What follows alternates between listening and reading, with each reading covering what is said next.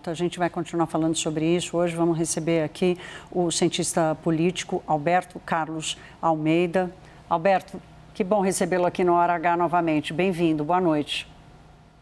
Obrigado, Thaís. Gostei muito da última frase ali que o presidente Lula falou. Espero que todos os investigados sejam inocentes. A gente pegou você sorrindo aqui na câmera.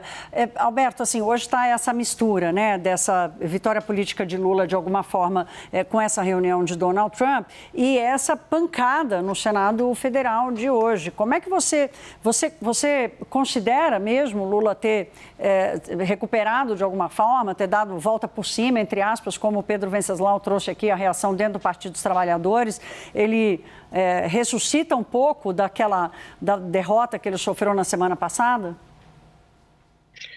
Thaís, eu sempre separo, né, a política da opinião pública. Tem aquela frase que as pessoas gostam muito de citar do ex-governador de Minas, lá dos anos 60, Magalhães Pinto, que política é como nuvem, você olha, está de um jeito, você passa um tempo, olha, está de outro.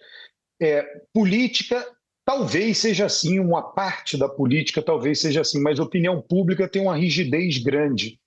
Então, eu me lembro, né, a gente, no ano passado, teve aquela operação no Rio de Janeiro, liderada pelo governador do estado, Cláudio Castro, no complexo do Alemão, com muitos mortos, e ali todo mundo dizia, olha, isso daí é determinante para a eleição presidencial. Isso daí é fundamental, isso vai definir o rumo da eleição presidencial. Hoje ninguém nem pensa nem fala naquilo. Né? Então, assim, existe uma rigidez na opinião pública. Né? A gente pode, né, que foi um assunto também importante, o desfile de carnaval, lá com aquela ala lá da família em conserva. Então as pessoas disseram, não, o eleitor vai olhar a família em conserva, vai ligar ela ao governo Lula, vai avaliar pior Lula e vai votar menos em Lula. As coisas não acontecem desse jeito, né? Isso não tem lógica. Né? As pessoas estão vendo o desempenho do governo. Então, ser rejeitado, ter uma indicação rejeitada para o Supremo Tribunal Federal foi uma derrota política monstruosa do governo, não tem a menor dúvida, mas não necessariamente isso tem impacto na opinião pública. Isso tem mais impacto em quê? No próprio mundo político. O mundo político está olhando aquilo, mas mesmo isso, os políticos têm muito discernimento.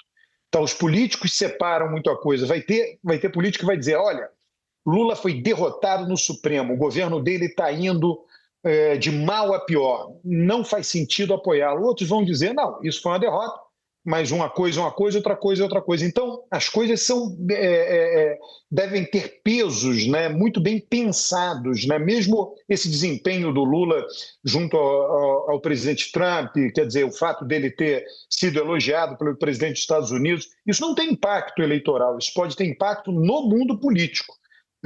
Aumentar o prestígio de Lula, algum grau de reversão.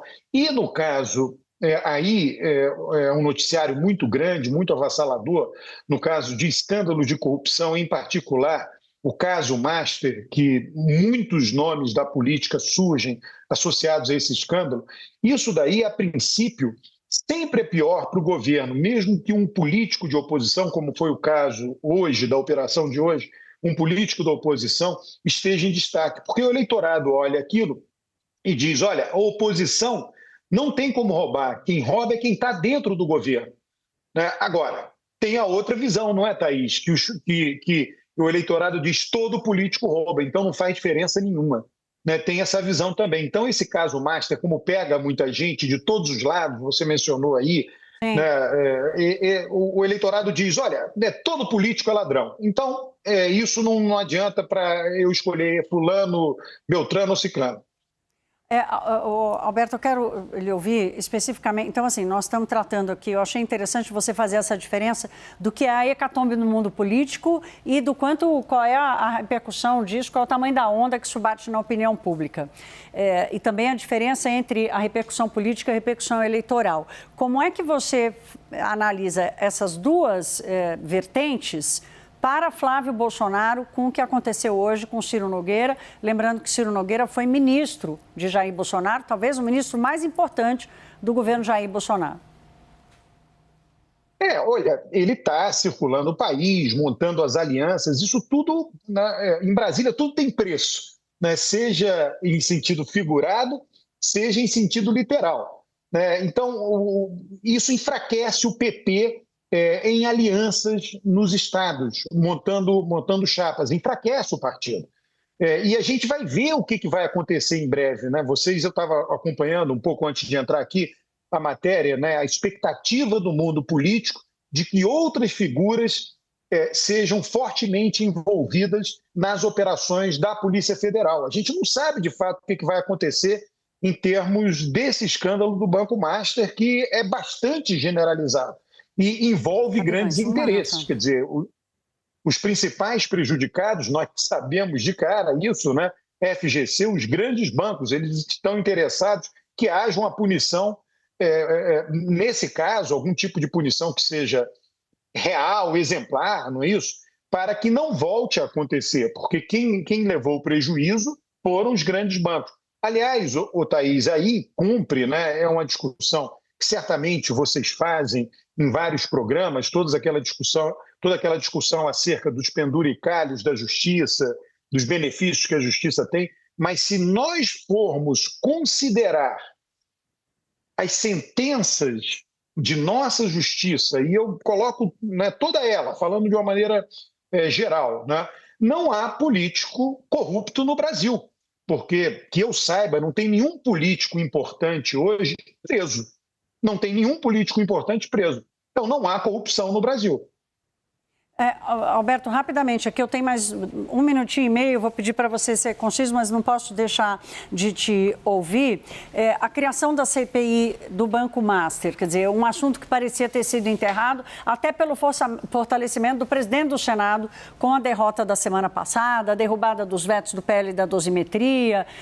Como é que você enxerga essa pressão agora para o Congresso tomar essa investigação?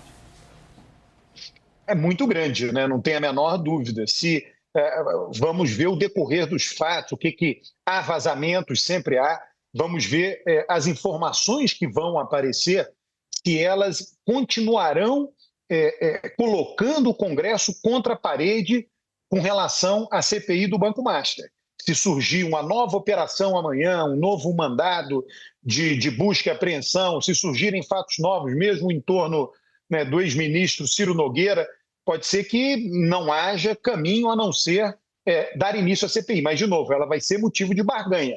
Ela pode avançar mais ou menos em função do que os políticos tendem a conseguir em termos de acordo nessa investigação.